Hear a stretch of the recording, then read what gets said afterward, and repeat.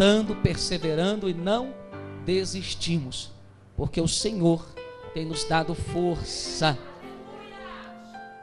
O tema desse congresso foi um tema abençoado.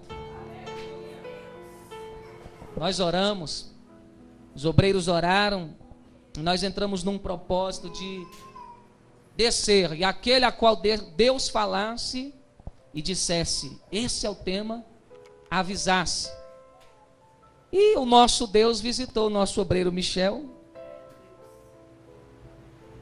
e quando ele disse que o tema poderia ser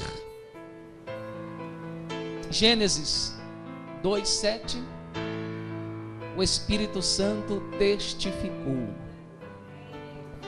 E nós estamos aqui debaixo desse tema, um tema muito profundo, muito peculiar, requer do pregador muita dedicação, porque você pensa à primeira vista que a mensagem sobre o homem é simples, mas não.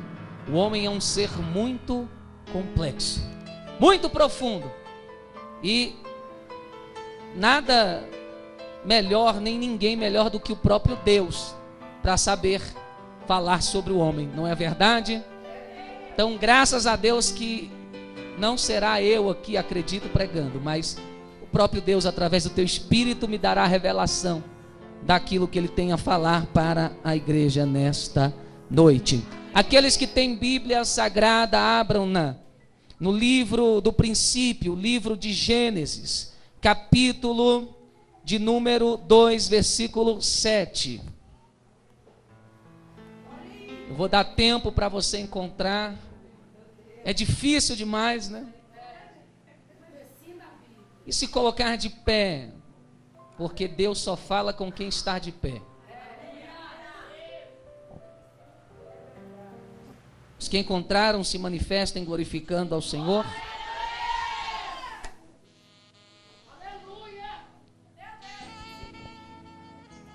Bendito é o Deus de Israel. Capítulo 2 do livro de Gênesis, versículo de número 7. Diz assim um texto: E formou o Senhor Deus o homem do pó da terra, e soprou em suas narinas o fôlego da vida, e o homem foi feito alma vivente. Eu vou contar até 3, a igreja repita em alto, em bom som. Amém? 1, 2, 3 e...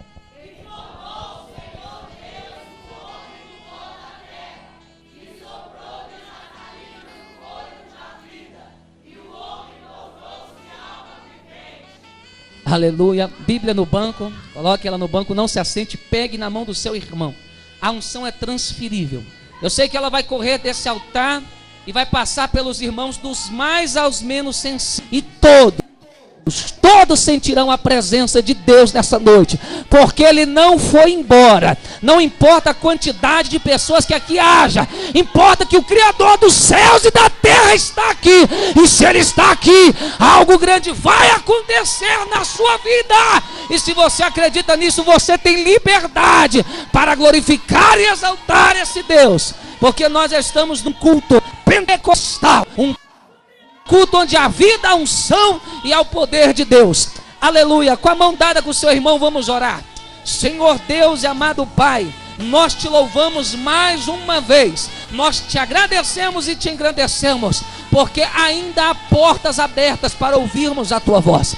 Deus, visita cada um que está aqui hoje. Tira desde já todo impedimento, toda barreira, tudo que queira atrapalhar o fluir dessa reunião. E eu sei, meu Pai, que o Senhor nunca me deixou envergonhado. Hoje será outro dia que o Senhor derramará da tua unção, da tua glória. Aqueles que realmente querem te adorar sentirão a tua presença de uma forma especial nesta noite. E eu quero dizer, meu Pai, em nome de Jesus Cristo, abençoa-nos, quebra as cadeias, as barreiras, fala conosco, em nome de Jesus Cristo. E só aquele que quer ouvir a santa e bendita palavra de Deus, abre a boca e dê um sonoro glória a Deus, para exaltar o Criador dos céus e da terra. Aleluia, Aleluia. Se assente no seu lugar. Fala para o seu irmão, vale a pena ouvir a palavra de Deus. Aleluia. Como estava dizendo, falar sobre esse tema é um pouco complexo. E eu quero, dentro aqui do pouco tempo que nos resta, falar mais ou menos sobre o que a Bíblia e também a ciência nos relata a respeito do homem. Diga assim para o seu irmão, fala, olha, o Senhor te criou a imagem e a semelhança dele. Agora diz mais uma vez, você é segundo a imagem e a semelhança do próprio Deus. Pergunta aí, deu para se alegrar com isso aí? Grandioso é o nosso Senhor Jesus. Amém. Prestemos atenção no texto que diz, eu estava orando e como eu gosto de pesquisar, procurar a respeito daquilo que pretendo pregar, eu procurei algumas informações sobre esse ser tão complexo chamado ser humano. E nós sabemos que o ser humano não é somente isso que nós vemos. Não somos somente esse corpo físico que fala, vê, respira, mexe, não. Nós somos compostos por alma, corpo e espírito. Na verdade, Deus nos fez espírito, alma e corpo. Mas depois do pecado, o diabo inverteu as coisas. E o homem, em primeiro lugar, corpo, depois a alma e depois o espírito. E só a respeito desse corpinho aí que você olha no espelho e admira, acha bonito. Tem gente que passa, às vezes, até mesmo meia hora, como eu, no espelho, né? Gostam de se arrumar, gostam de estar bonito. E eu não tenho vergonha de falar isso, porque eu não estou sozinho nessa turma. Tem um monte de gente aí que se ama. Quando é chapinha, é alisamento, é um monte de coisa aí, e lá vem maquiagem, vem boticário, vem tudo aí no meio, mas você não sai enquanto você não estiver bonito para a festa do Senhor. E eu quero dizer que isso não é errado. Errado é ser demais, errado é deixar de cultuar a Deus para cultuar a você mesmo. Mas se arrumar é bonito. Só que nesse corpinho eu encontrei algumas coisas que me chamaram a atenção. Eu entendi que o corpo humano possui em média 206 ossos e mais de 600 músculos. E o nosso coração, esse coração que você sente a presença de Deus, ele bate em média 70 vezes por minuto. E sua pulsação movimenta 5.850 quilos por dia de sangue. E os nossos pulmões contêm 5 litros de ar. E o homem respira 1.200 vezes por hora. Eu descobri que temos aproximadamente 8 elementos sólidos no nosso corpo e 5 gasosos. Nós temos hidrogênio, oxigênio, ferro, cal, enxofre, azoto, cloro, potássio, cálcio e outros mais. Isso aí que nós temos nessa parte chamada corpo, que a Bíblia diz que é o menos importante, mas também serve para ser morada e templo do Espírito Santo de Deus. Na outra parte que compõe um homem chamado alma, diga assim, alma. Eu quero que você cultue comigo, diga alma. A alma, segundo John Davis, é uma entidade espiritual incorpórea, que pode existir dentro e fora do ser humano. E estudando uma revista científica agora há pouco, nessa semana atrás, eu soube de um doutor americano, um médico norte-americano, que fez uma pesquisa muito profunda. Ele pegou pacientes em fases terminais e ele colocou numa máquina que tinha uma espécie de balança, e essa balança registrava o peso daqueles doentes em fase terminal. E sabe o que acontecia de interessante? Toda vez que alguém morria, a maca balançava, e quando eles olhavam lá no peso, na máquina, eram-se perdidos em média 21 gramas. Quando a pessoa morria, ele entendeu que o peso da alma é de 21 gramas. Até a ciência diz que a alma existe. Essa alma é o ser eterno, é aquilo que não tem fim, é aquilo que um dia vai morar para sempre com Deus ou vai queimar para sempre no inferno. E nós temos que entender que o homem não é só esse corpo, o homem é alma vivente. Isso é o homem. Fizeram até um filme inspirado nessa pesquisa chamado 21 gramas. Não sei se alguém aqui já assistiu, mas relacionado à existência e o peso da alma. E eu quero dizer aqui para vocês nessa noite também que nós temos um outro elemento no nosso corpo chamado espírito. Diga assim, espírito. não é o Espírito de Deus, o Espírito do homem. O que é o Espírito? O Espírito é a sede da imagem de Deus. É por causa dele que nós nos diferenciamos dos animais, desses animais que vocês veem, a vaca, o cachorro, o gato. É com ele que nós temos contato com Deus. Mas devido ao pecado, infelizmente, o Espírito do homem morreu, porque ele perdeu a comunhão com Deus. E Satanás tornou-se o dominador desse mundo, impedindo que o Espírito do homem vivesse para vencer o pecado. Agora que eu já falei sobre o homem, mais ou menos o que nós entendemos dentro da Bíblia Sagrada, dentro da ciência, eu quero falar sobre a criação. Antes do homem ser criado, aconteceu algo inusitado na Bíblia. Nós lemos no capítulo 1 de Gênesis, e versículo 1 também, que no princípio Deus criou os céus e a terra. E no versículo 2 nós lemos em seguida que a terra estava sem forma e vazia. Parece que nunca paramos para pensar nisso. Porque a Bíblia relataria a criação de uma terra que está sem forma e vazia. Sendo que o meu Deus, no livro de Isaías, capítulo 45, versículo 18, ele diz que o Senhor não criou a terra sem forma e nem vazia.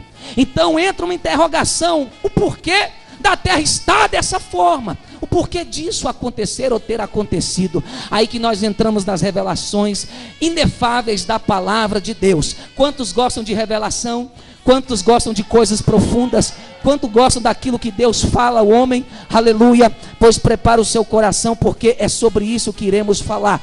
Pode talvez parecer complicado para você, mas se você estiver ligado, você vai entender tudinho e não vai ter dúvida de nada. Louvado seja o Senhor.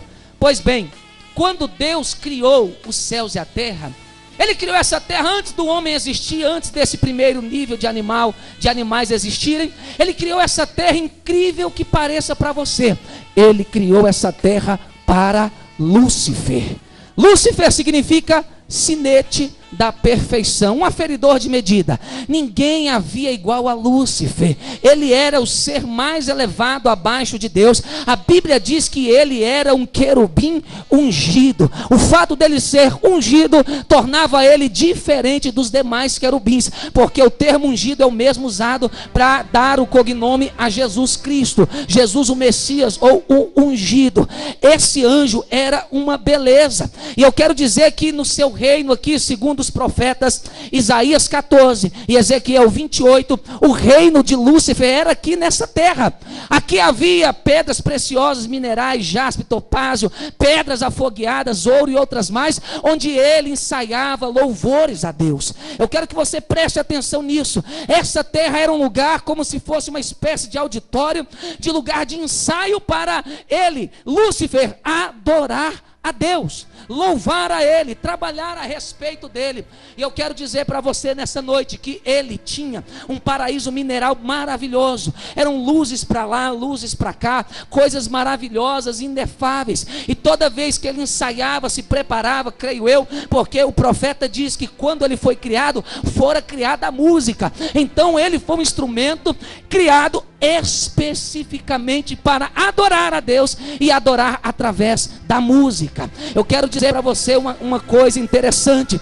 Nós temos que entender que Deus dá dom, Deus dá oportunidades, Deus dá encargos, dá serviços. E a esse homem Deus deu a oportunidade de louvá-lo, de adorar o seu nome. Deus deu a ele uma oportunidade de exaltá-lo. E eu quero dizer que é interessante que essas pedras ainda existem no nosso planeta, mas elas estão debaixo da terra. Pessoas têm que trabalhar no garimpo para encontrar pedras preciosas, e não são muitos os que se matam por ela, e também não são poucos aqueles que quando obtêm se tornam orgulhosos, soberbos. E eu pergunto, será porque toda pessoa que porta ouro, joias preciosas, são pessoas exaltadas, são pessoas pessoas que não estão nem aí para o próximo, acham que são donas de tudo, podem fazer como querem, que não precisam de exaltar e adorar a Deus. Eu entendi que há uma maldição nessas pedras, porque essas pedras eram o paraíso, era o jardim de Lúcifer. Aí eu entro na história da recriação da terra. Por quê? Porque segundo os profetas, ele se exaltou no seu coração, e o profeta Isaías viu nos tempos da eternidade esse ser ungido dizendo: eu subirei acima das nuvens, eu subirei o mais alto das estrelas, estabelecerei o meu trono acima do trono de Deus. Pena que ele falou estabelecerei, eu quero dizer que ele falou colocarei, subirei. Por quê? Porque isso nunca aconteceu e nunca vai acontecer. Dá para existir um que seja maior ou semelhante, o Deus que está neste lugar e merece a nossa honra e a nossa adoração. Subirei, estabelecerei coisas que nunca aconteceram. Mas na sua tentativa, na sua soberba, ele sobe, e de lá mesmo nos céus houve uma batalha cósmica celestial, e ele cai destronado. E o peso, o impacto da queda desse querubim ungido é tão grande que destrói o planeta Terra. Isso mesmo, deixou o planeta Terra sem forma e vazio. Tem aproximadamente ali no México, no Golfo do México, uma cratera que a ciência diz que deve ter caído um meteoro muitos tempos remotos atrás. E eu sei que ali não foi meteoro que caiu. Se caiu algo ali que destruiu, impactou a terra, foi a queda desse querubim. Porque Jesus mesmo disse para os discípulos: olha, eu vi Satanás caindo como um raio do céu. E eu quero dizer, a queda desse querubim destruiu a terra. E de repente, tudo está vazio, sem forma, e havia trevas. Aí acontece algo inusitado e tremendo. O nosso Deus, o nosso Senhor, toda vez que eu leio nas páginas do Antigo Testamento, quando ele vem a essa terra, ou ele vem nas asas do querubim, ou ele vem numa nuvem espessa de glória. Eu não sei qual foi o meio de transporte que ele usou, mas ele veio aqui e ele teve uma ideia brilhante, uma ideia que só ele mesmo para ter. Ele veio nesse lugar que estava um caos e de repente disse: haja luz, porque sem luz ninguém trabalha. Ele é a verdadeira luz. E começa a recriar a terra em 2 paralelos de 3. Ou seja, na primeira instância ele criou espaços a serem habitados, e na segunda instância ele ocupou esses espaços. Ele criou os céus, o firmamento, criou os mares, criou a porção terra seca, colocou vegetais, plantas, e depois ele começou a povoar. Diz aqui o livro do Gênesis que ele colocou o sol como astro maior, a lua como astro da noite, estrelas, enfim, fez as galáxias, os planetas, os cosmos. E nós vemos ele também colocando dentro do mar animais aquáticos, marinhos, e também ele fez animais voadores, e também ele faz na terra animais para povoar essa porção seca chamada terra. Só que quando eu olho para a Bíblia, eu vejo que o verbo usado no original hebraico é o verbo asa. Diga assim, asa, que no latim significa fiat. Diga assim, fiat. Fiat, esse nome que você vê no carrinho que você compra aí, não é que muitos dizem, fui enganado e agora é tarde. Não, fiat no latim significa seja feito. Em tudo que Deus criou, preste atenção, ele disse a palavra haja, seja feito no singular.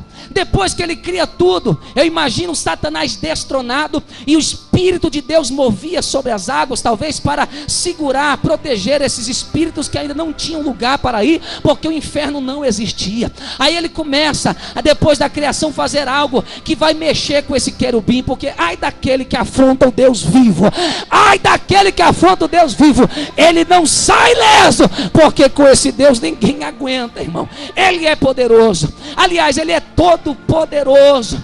E olha o que acontece. Eu estou falando sobre a criação do homem. Olha como você deve amar a você mesmo e amar esse Deus. Ele pega, depois que ele resolve todo o caos na terra, ele decide olhar para o barro, para a lama, e ele começa com as suas próprias mãos. E na Bíblia diz que quando ele começa a formar esse algo do barro, ele já não usa o verbo no singular, ele usa o verbo no plural. Ou seja, façamos o quê? Façamos o homem à nossa imagem, a nossa semelhança. Ou seja, o Pai, o Filho e o Espírito Santo estavam reunidos dizendo: vamos fazer algo solene, vamos fazer algo que seja coroa da criação, vamos fazer algo que na terra nada se compare a Ele, vamos fazer algo que possa dominar sobre os peixes, sobre os mares, sobre as plantas, que Ele domine, dê nome, que Ele possua, conquiste, sujeite essa terra. Vamos dar a esse homem uma honra, vamos dar a ele um reino, vamos dar a ele tudo que há de melhor nessa terra. E ele começa a formar com as suas mãos.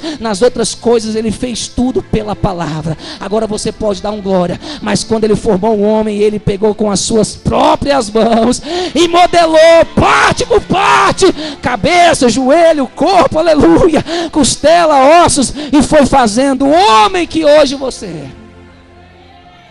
Ele faz um boneco. E eu queria, para a gente interagir um pouquinho, chamar o nosso obreiro Michel aqui à frente. Corre aqui, obreiro, rapidamente, preste atenção nisso. Eu quero que você, por gentileza, deite aí no chão e feche os seus olhos. Faz de conta que o lodo estava na terra e Deus começa a moldar um boneco. E quando ele termina o boneco está mais ou menos assim: 2 pernas, 2 pés, 2 cavidades no nariz, 2 ouvidos, 2 olhos, 2 braços, 2 mãos, um corpo. E Deus olha para esse boneco não tem nada, é um boneco de barro, simplesmente lama, lodo. E eu creio que o ex-querubim ungido, que não deu valor na sua posição, estava em algum lugar, porque ele é espírito, vendo tudo isso. Eu imagino a interrogação na cabeça desse querubim, perguntando: por que Deus iria recriar essa terra se ela era minha, se eu perdi o meu trono? Para que ele ia fazer tudo de novo? Eu não posso mais habitar nela. E para que esse boneco no chão? Eu imagino a mente de Deus já querendo provocar o nosso adversário. E eu quero dizer algo profético aqui: crente que tem medo de Satanás ainda não conhece Jesus, porque Jesus adora crente que incomoda o inferno, que deixa Satanás doido e não tem medo das retaliações, porque a sua vida está na mão do Altíssimo. Eu imagino Satanás olhando aquilo tudo, e Deus olha para esse boneco sem vida. Isso aqui é uma encenação para ajudar você a entender, tá?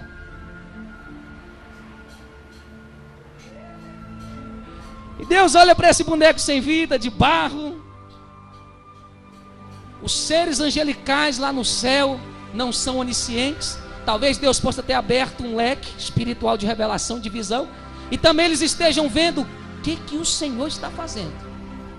Eu imagino os anjos tentando indagar: será, porque eles não são oniscientes, será que o Senhor está criando alguém para substituir Lúcifer?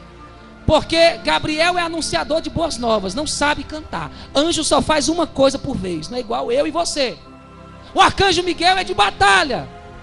E 1/3 dos corais, dos músicos do céu viraram demônios, viraram anjos caídos, aliás. Eu imagino eles perguntando: o que o Senhor está fazendo? E depois de Deus fazer o boneco, olha o que Deus faz. Diz a palavra: e Ele soprou nas suas narinas fôlego de vida, e tornou-se alma vivente. E aquele boneco fez assim.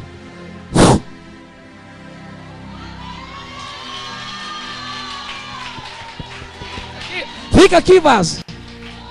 Você é só um boneco com fôlego de vida. O busto está aqui, bonitinho, saudável, gordinho.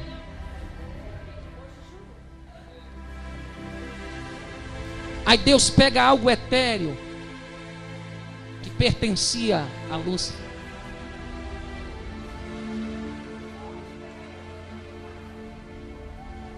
e coloca dentro do coração do homem.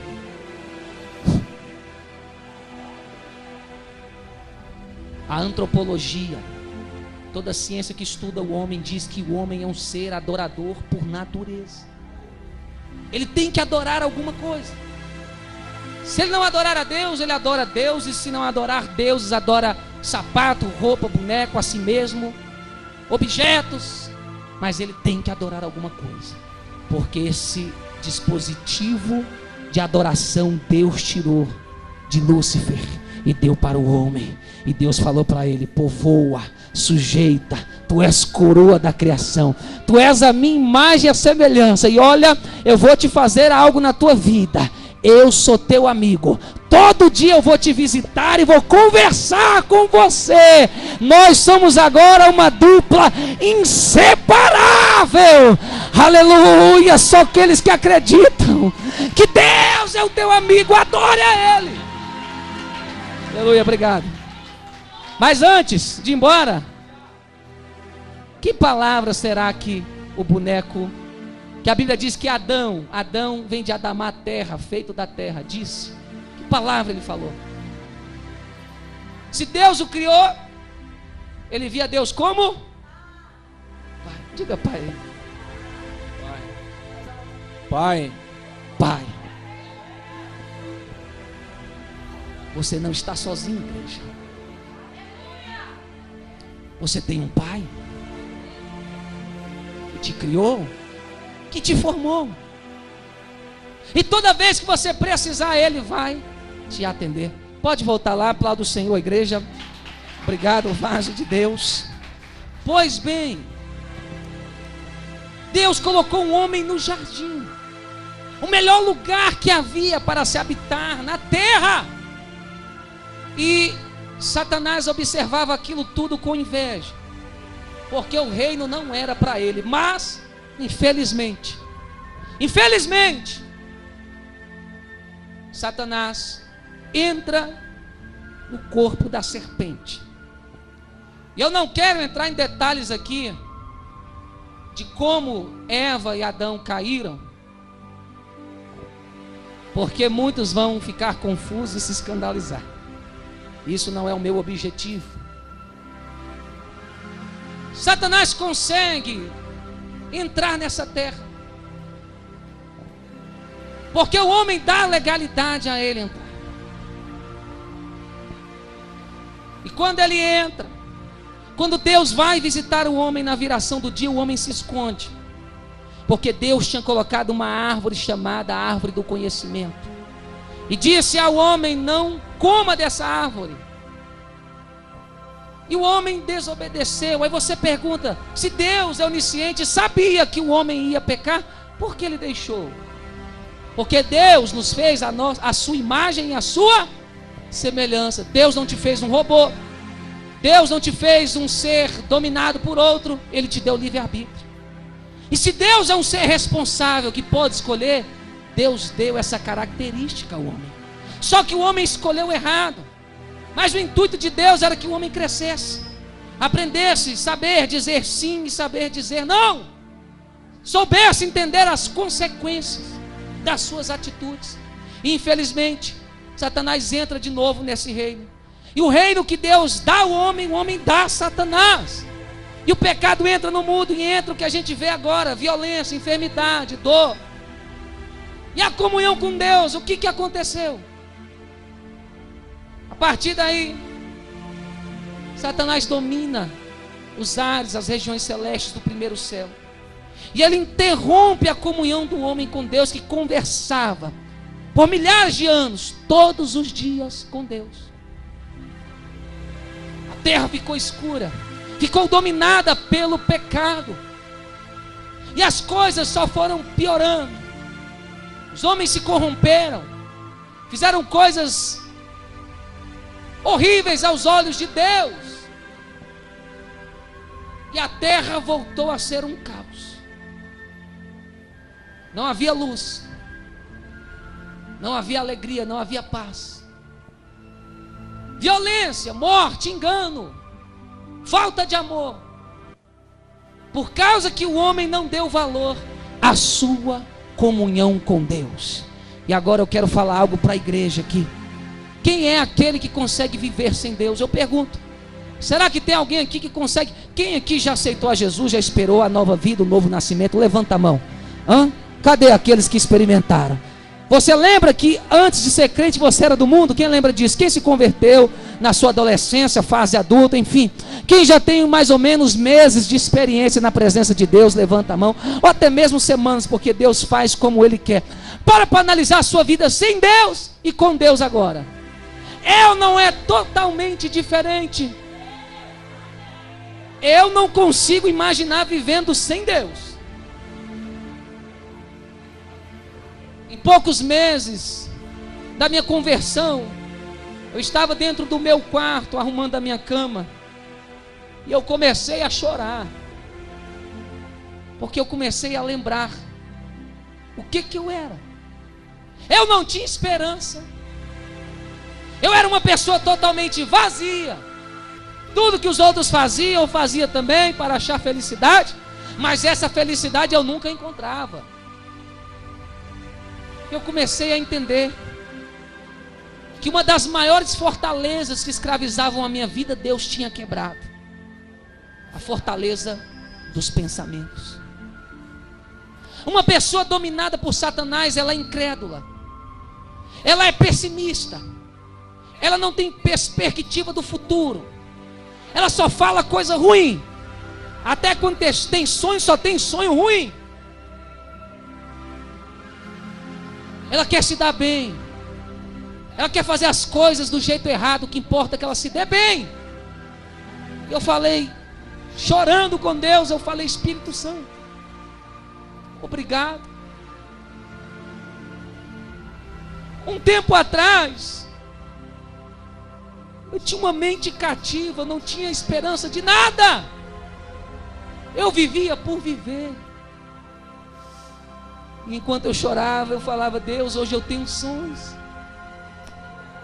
Hoje eu acredito que eu posso trabalhar, que eu posso ser bem sucedido, que eu posso fazer algo de bom para outras pessoas, porque o Senhor começou a trabalhar na minha mente e fazer entender que eu fui criado com um propósito de governar, de ser coroa da criação, de ser cabeça e não cauda. Muitas das pessoas aí vivem como cauda, escravos, vivem por viver, não tem alegria, não tem sonho, não tem esperança, estão afastadas de Deus. E Deus, vendo que o homem estava dessa forma, nós sabemos a história disso, que ele teve que destruir a terra, e ele fez uma aliança que não a destruiria mais, e ele enviava o Espírito de Deus, que nem na terra já não queria ficar mais, para ver se alguns homens voltavam a ser a imagem e a semelhança de Deus. E como isso não adiantou, Deus faz algo tremendo. A mesma reunião que teve para se fazer o homem, foi feita entre o Pai e o Filho e o Espírito Santo. E que reunião foi essa? Eles olhando o estado do homem na terra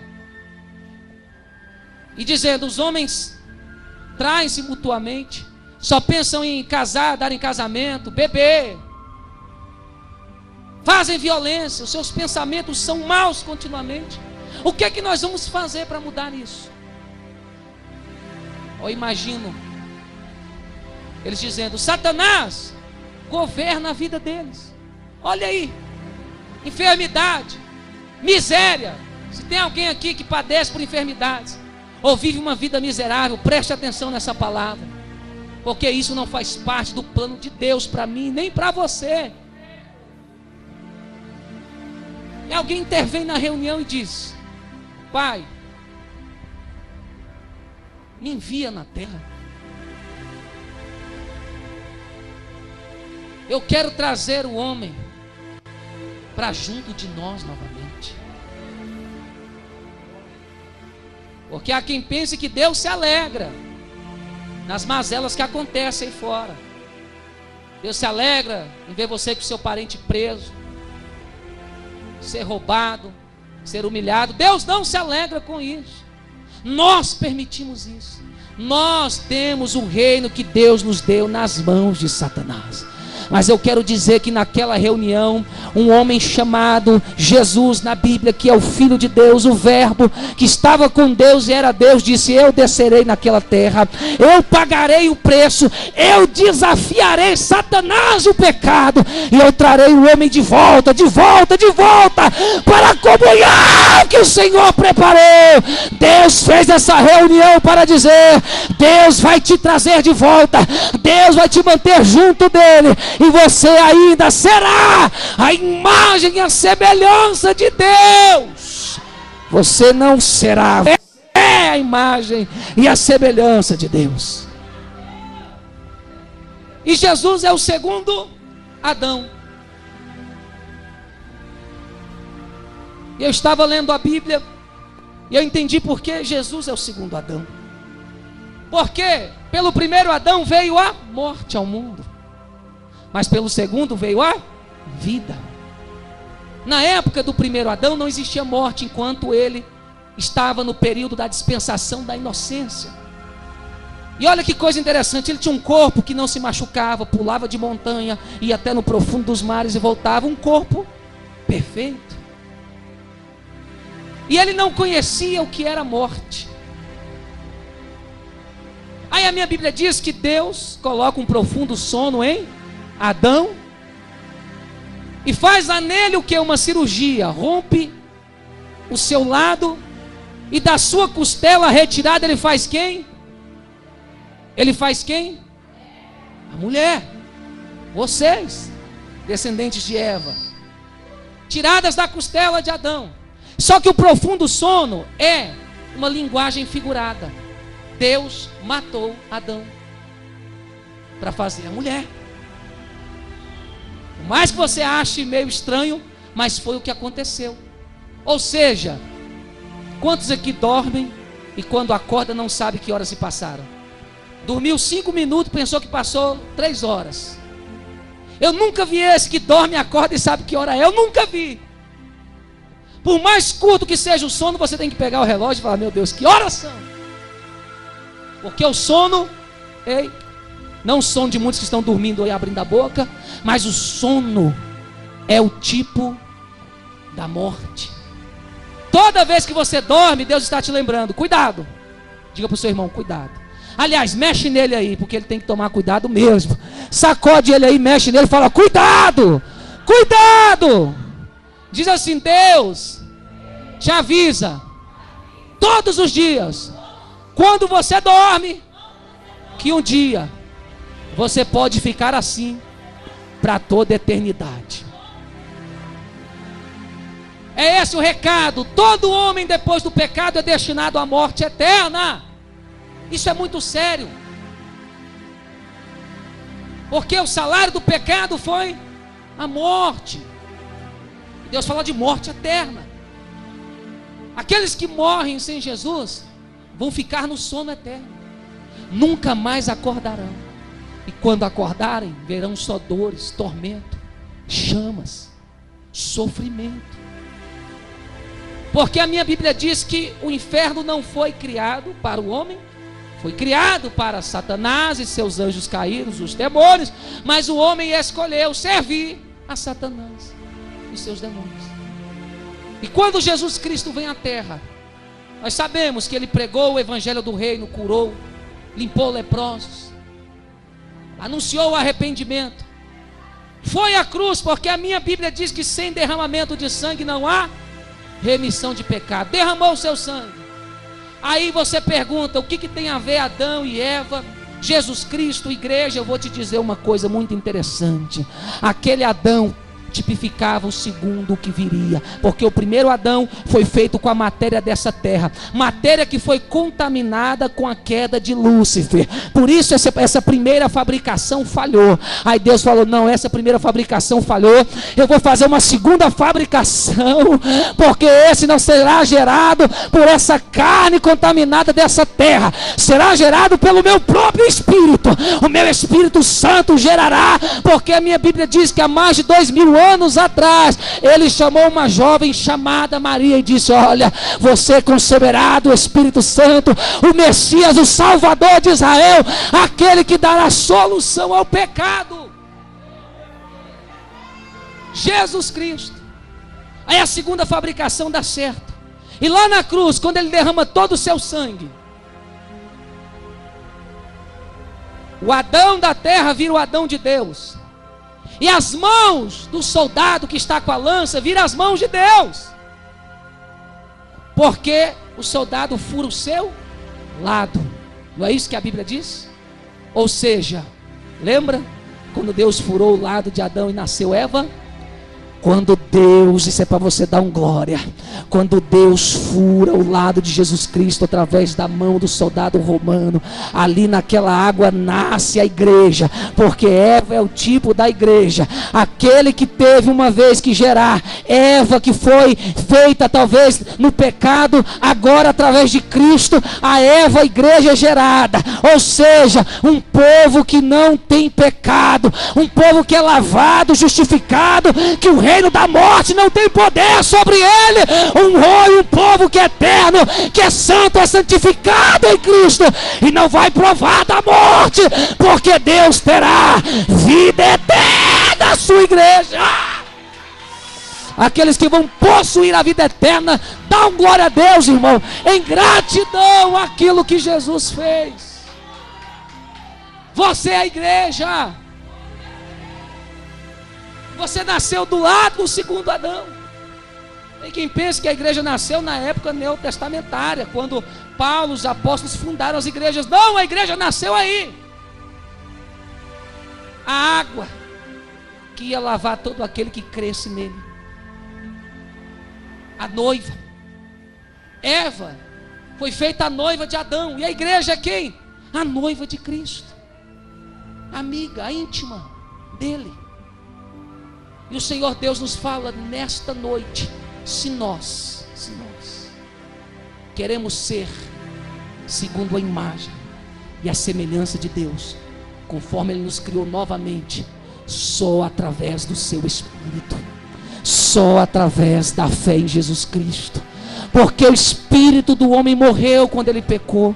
O espírito do homem faleceu e ficou sujeito aos desejos da sua alma pecaminosa, mas através, aleluia, presta atenção aqui, é no espírito que se tem comunhão com Deus, mas através da obra de Cristo na cruz, Ele fez uma obra maravilhosa. Ele disse: ei, igreja minha, espera aí, fica em Jerusalém, eu já apareci 40 dias fortalecendo a fé de vocês, agora fica só mais 10 dias, até a festa do Pentecoste, porque eu vou subir, e tem uma promessa que eu fiz através da boca do profeta Joel, que nos últimos dias eu derramaria do meu espírito sobre toda a carne, e eles não seriam mais dominados pelo pecado. Espera aí. E a igreja passou 1, 2, 3, 4, 5, 6, 7, 8, 9, 10 dias orando em Jerusalém. Jerusalém é a capital espiritual do mundo. Ficar em Jerusalém é orar, é dobrar o joelho, entrar na comunhão com Deus. E sabe o que aconteceu? O Espírito Santo foi derramado no dia de Pentecostes, capacitando a gente, eu e você, sermos a imagem e a semelhança do Deus vivo, que criou os céus e a terra. Aleluia! A morte não reina mais em nós. Fomos libertos, fomos curados. A vida espiritual está em nós. Aquela comunhão que foi interrompida volta através de Cristo. Você já foi batizado no Espírito Santo? Se não foi, se preocupe com isso.